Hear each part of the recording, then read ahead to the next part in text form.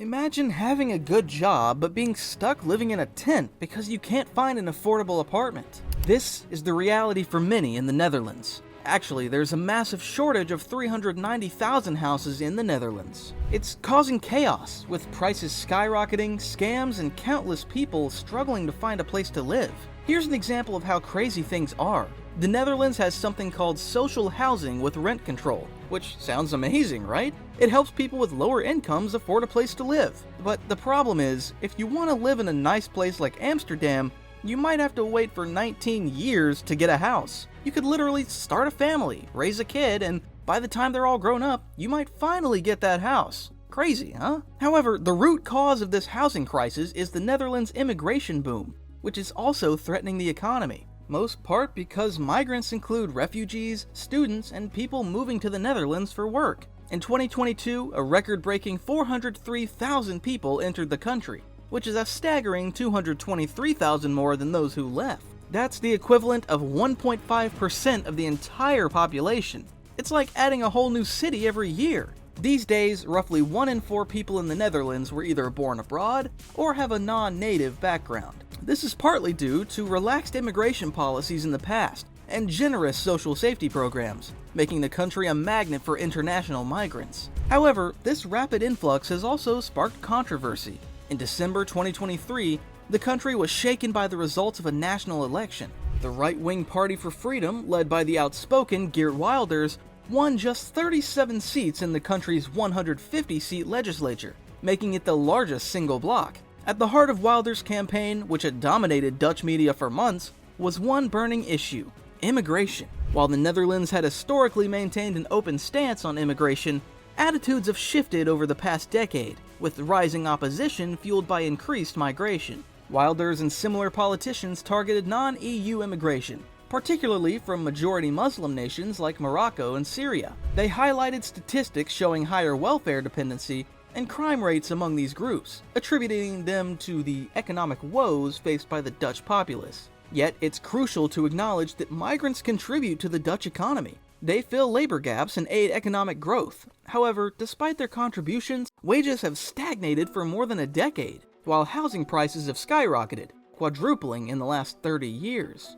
And inflation has fueled a cost of living crisis. This has led to frustration among citizens and some politicians, who often blame migrants for economic troubles. But is immigration really the main issue affecting the Dutch economy and housing? Or is there more to it? Well, it's not as simple as it seems. While there's no sudden surge in anti-immigration sentiment, groups opposed to immigration are banding together under leaders like Geert Wilders. Interestingly, despite this consolidation, Wilders' party has struggled to gain traction in forming a coalition within the Dutch government. The root of the issue goes back to post-World War II, when the Dutch economy boomed, and migrants from Europe, Turkey, and Northern Africa were welcomed to fill low-skilled jobs. However, there was a flaw in the system. Integration wasn't prioritized. Instead, migrants were allowed to maintain their own cultural bubbles, funded by the state.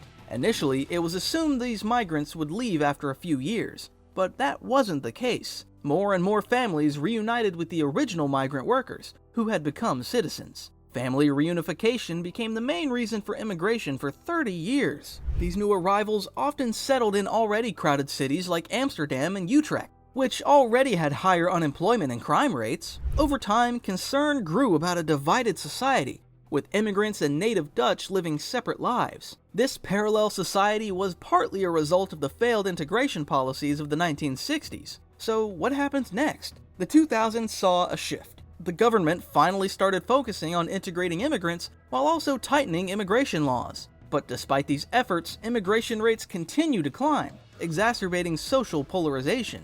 Now, why all the fuss about immigration? Well, some worry about its economic impact. There are concerns about immigrants taking jobs, straining public resources with benefits, and increasing the risk of crime and terrorism. Plus, the housing shortage is exacerbating the cost of living crisis. But let's dig deeper. Many European immigrants swiftly join the workforce, filling needed roles and boosting the economy. They're not stealing jobs, they're helping create them, especially in high-skilled sectors with a shortage of local talent. However, migrants from outside the EU often rely more on welfare support, especially during their first few years in the country. This puts pressure on the Dutch welfare system.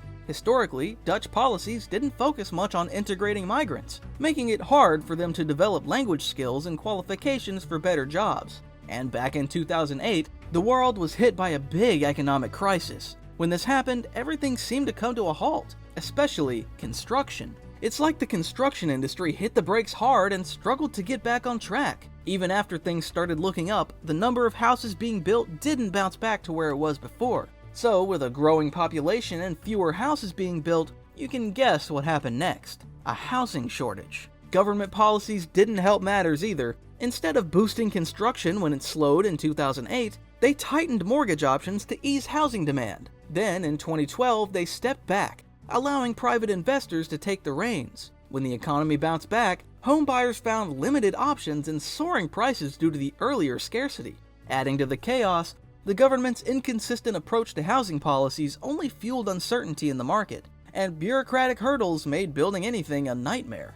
And then there's the nitrogen crisis, adding another layer to the chaos. The government is scrambling to cut nitrogen emissions in half by 2030. Why? Well, blame it on the cows, sheep, and chickens. Yes, you read that right. Their poop is contributing to nitrogen levels soaring through the roof. These high nitrogen oxide and ammonia emissions seriously threaten nature and public health due to excessive nitrogen deposition. As a result, construction permits for housing projects are on hold, because building houses also emit nitrogen. And apparently, we've reached the limit, all thanks to those pooping cows. Some people think, why not just reduce the number of cows? But that didn't sit well with farmers. In fact, it sparked massive protests and even gave rise to a new political party fighting for farmers' rights. Yet, despite all the regulations, building new homes remains a challenge. So, how does the Netherlands dig itself out of this mess? Well, one option is building more. Netherlands has to find ways to build more houses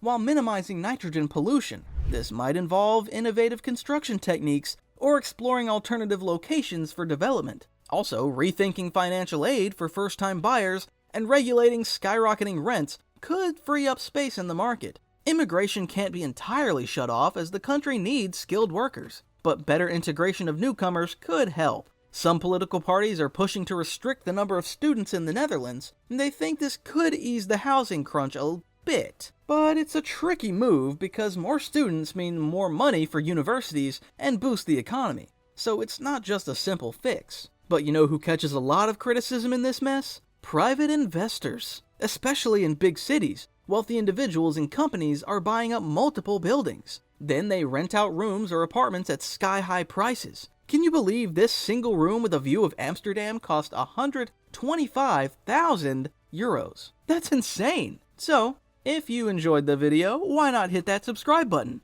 We have plenty more captivating content on everything from fascinating economies to geopolitics. Thanks for watching.